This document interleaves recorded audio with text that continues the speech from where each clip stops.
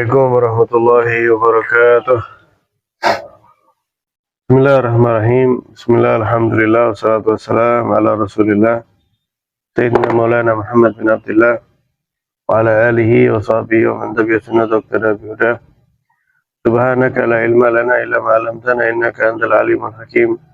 Tub 'alaina innaka antat tawwabur rahim. Amma ba'd. Alhamdulillah, di hari-hari yang dimuliakan Allah Ta'ala ini, yang mana Nabi SAW menyatakan tidak ada hari-hari yang mana Allah Ta'ala lebih cinta ketika melihat hambanya beramal, beribadah pada hari-hari tersebut melebihi daripada hari-hari 10 hari pertama di bulan Dzulhijjah. Ya. Melanjutkan daripada wasiat nasihat Al-Imam Al-Habib Abdullah bin Al-Haddad rahimahullah ta'ala, rahmatul abrar wa amadana bimadadil wafir fitaraini amin. Beliau menyatakan, wa'alaikum bihifdhi qulubikum minal khawatir al-madmumah. Dan hendaknya kalian menjaga hati kalian daripada bisikan-bisikan hati yang jelek. Karena sampai orang itu mati setan akan melakukan tugas sufi sudurinas. Tapi bagaimana kita ini dengan akal? Akal itu artinya apa, hadirin? Al-aqlu itu secara bahasa Arab itu artinya al-man'u, artinya itu menolak, mencegah, gitu ya.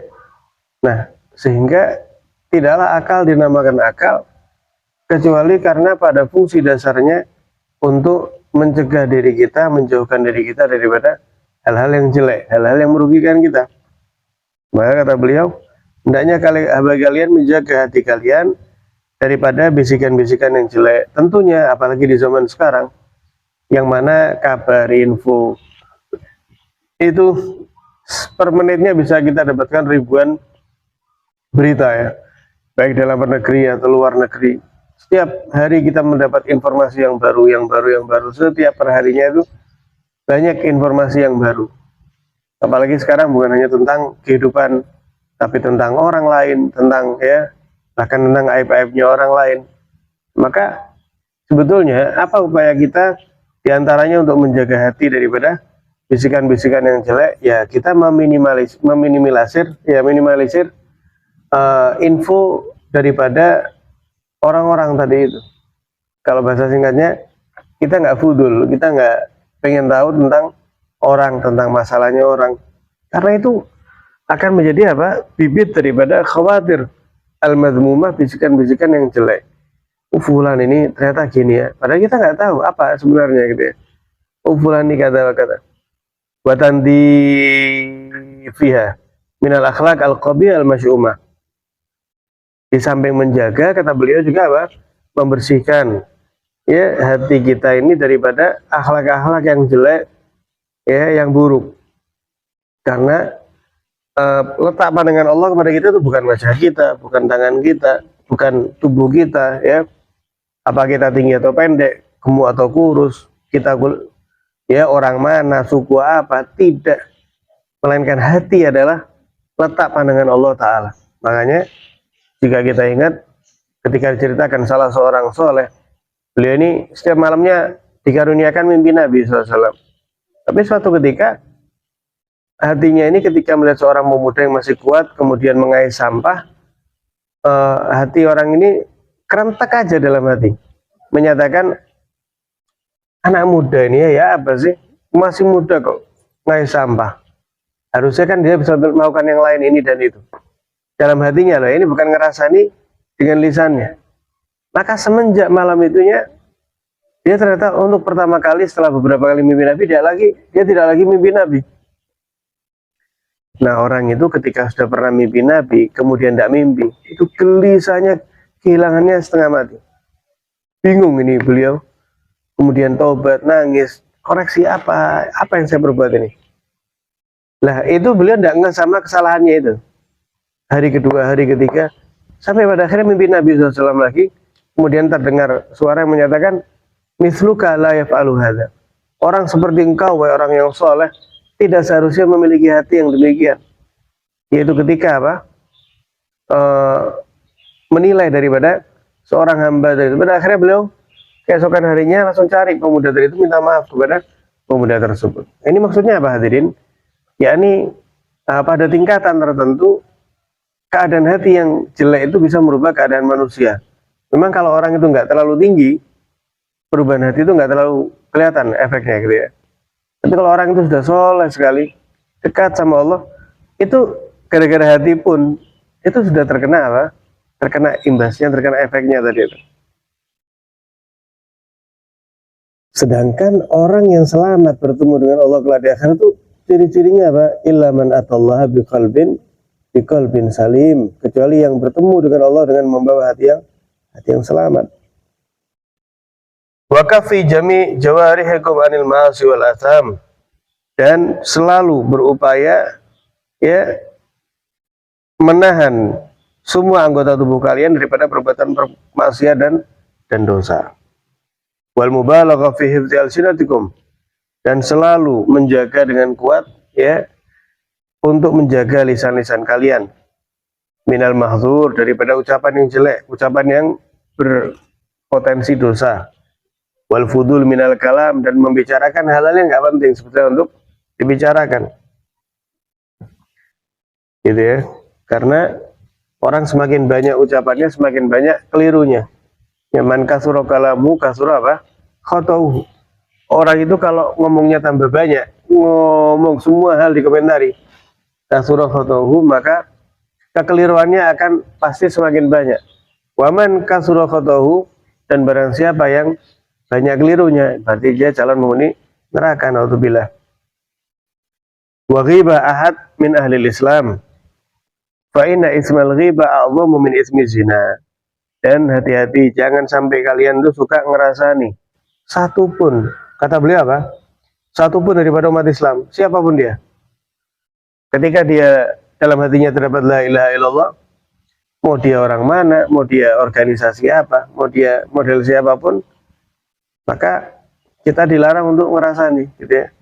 Kenapa? Kata beliau, karena dosa ngerasani itu sebetulnya lebih kecil daripada dosa berzina. Dosa berzina tuh dahsyat sekali ya.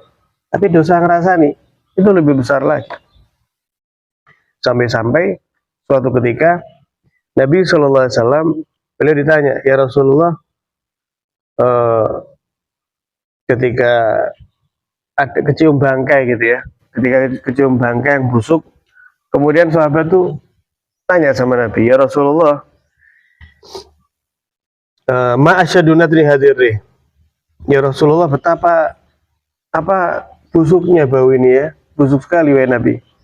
Dijawab oleh Nabi SAW, ya, inna nasan minal munafiqin ightabu nasan minal muslimin. Iya, ini bau ini adalah berasal daripada orang-orang munafik yang menggunjing rasanya daripada kelompok kaum muslimin. Walidzalik hajat hadiri al-khabithah. Maka dari itu tercium aroma yang sangat-sangat busuk ini.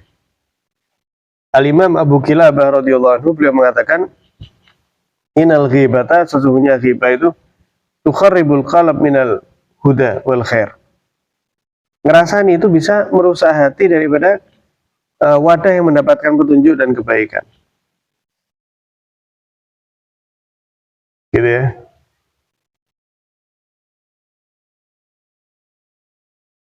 Sayyidina Imam Hasan Al-Basri, beliau itu kalau disampaikan bahwa ada orang yang ngerasani beliau akan minta diambilkan hadiah, dikirim ke orang yang ngerasani.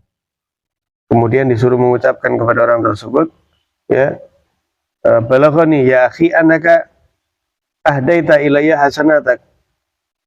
Telah diinfokan kepadaku, ya saudaraku, kamu telah menghadiahkan pahalamu kepadaku.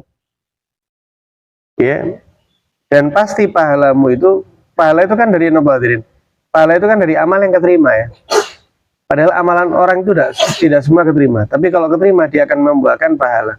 Kata Imam Hasan Al-Basri, kamu ada info bahwa kamu ngerasani saya, maka saya kasih hadiah. Kenapa? Karena saya yakin pahala yang kamu berikan kepada saya itu lebih besar, lebih mahal daripada hadiah yang saya berikan kepadamu ini. Begitu juga ya Abdul Aziz Ad-Darani, beliau kalau ada orang yang ngerasani kasih hadiah. Kemudian diucapkan, wahai saudaraku, kenapa kamu kok menanggung dosanya Abdul Aziz ini? Ya, beliau mengatakan, si Abdul Aziz siapa? Ad-Darani. Ada yang rasanya ngasih hadiah, kenapa kamu ini? Kamu aman tadi akhirat. Kok sampai dosaku melopot tanggung ini, kenapa? Gitu ya. Kenapa? La ilaha illallah.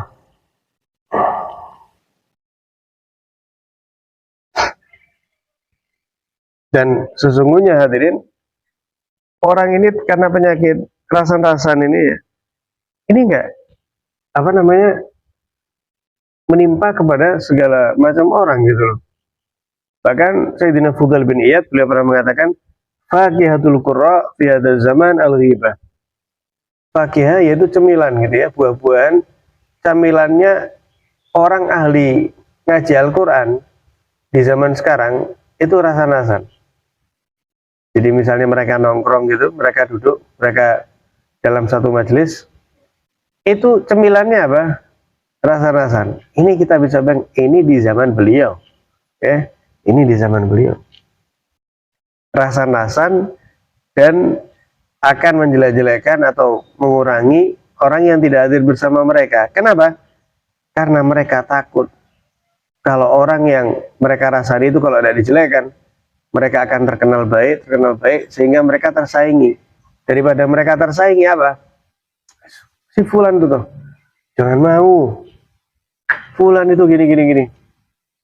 Dan itu apa yang terjadi di zaman sekarang. Apalagi di zaman sekarang.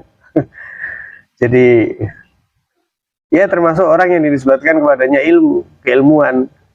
Ya, itu kadang komen, jangan Ustadz itu. Kenapa? Itu gini. Padahal apa namanya yang dibicarakan jauh daripada apa yang dituduhkan gitu. Kenapa? Karena dia takut merasa apa? Tersaingi. Ini cara. Apa yang terjadi di pembegal nasab ini kan kayak gini sebetulnya. Gitu ya. Inti tujuannya itu tidak ada lain selain ini. Ijma ulama, konsensus kesepakatan ulama akan nasab Sahabat Alawi itu ijma. Ulama saat dunia ini sepakat. Lah kok ini nabrak? Ini kan sama kayak hal kecil yang nabrak hal besar yang tidak ada artinya, pecah-pecah sendiri. Cuman yang kita bahas itu apa yang mendorong hal kecil ini nabrak hal yang besar ini? Tidak ada lain apa? Itu tadi, dia takut merasa tersaingi, dia takut merasa terkurang, dia takut pengaruhnya berkurang, padahal tidak demikian gitu ya. Padahal tidak demikian. Nah ini berbahaya. Maksudnya apa? Orang yang dinisbatkan kepadanya keilmuan pun itu tidak secara otomatis selamat daripada rasan-rasan, selamat daripada ghibah. Bahkan sebagian di antara mereka itu menjadikan ghibah ini kalau udmi fi ta'am.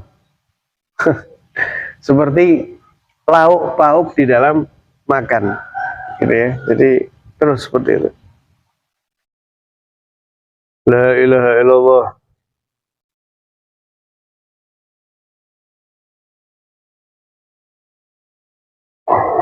Habib Alwi bin Muhammad Ba'akil itu Allah irham ya, Habib Alwi Ba'akil itu beliau kalau lagi duduk ya, kemudian mulai ada satu yang buka pembicaraan tentang orang lain, beliau langsung pamitan, beliau berdiri jalan. Nah ini orang ketika tahu risiko ya, ini orang ketika tahu apa besar bahayanya pada riba, kata Imam Al-Haddad, asyad minaz zina, lebih besar pahalanya daripada berzina. Bukan berarti mending zina aja nih itu, bukan. Zina besar dosanya, terlebih apa? Riba. Makanya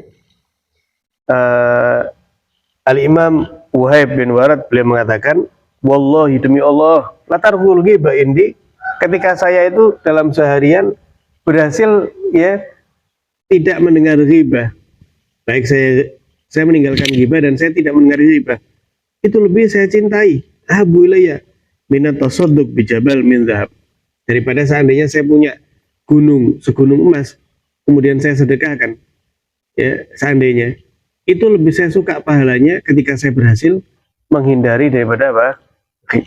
Riba tadi itu. Makanya ada ungkapan naumus shaim ibadah, tidurnya orang puasa itu ibadah, maksudnya itu ini, ketika tidurnya berhasil menghindarkan dirinya daripada kemaksiatan. Gitu ya.